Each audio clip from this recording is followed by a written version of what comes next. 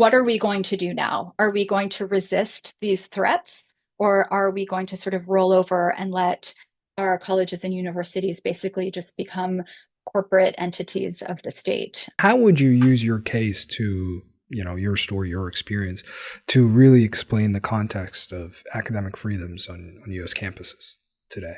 I mean, I will preface that by saying I think academic freedom is a fantasy. A fantasy.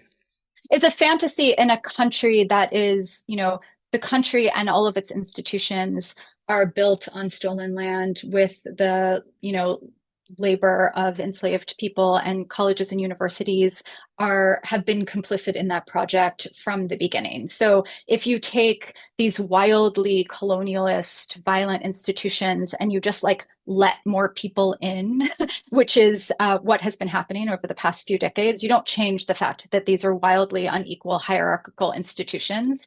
And so the idea of academic freedom, I always say, like, academic freedom for who? Who actually has academic freedom?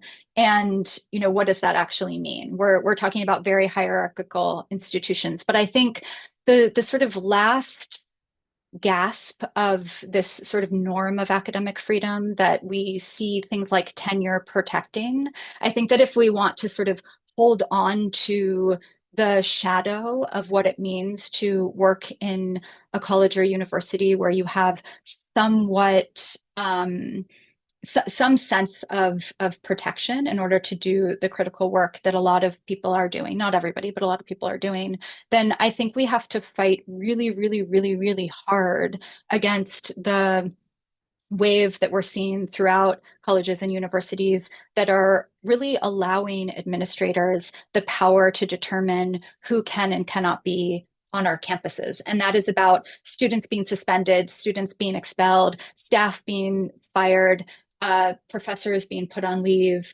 all of these things that are happening not within the sort of larger collective faculty governance model, which is not perfect, but it's better than just the sort of top down college president or provost or dean determining what is going to happen based on people's actions. I think we have to first protect faculty governance and push back against this wave of repression.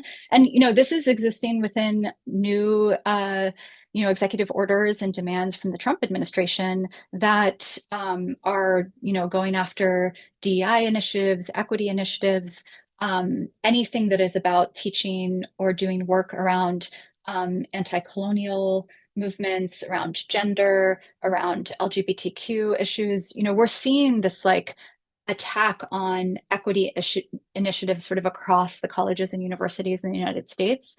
And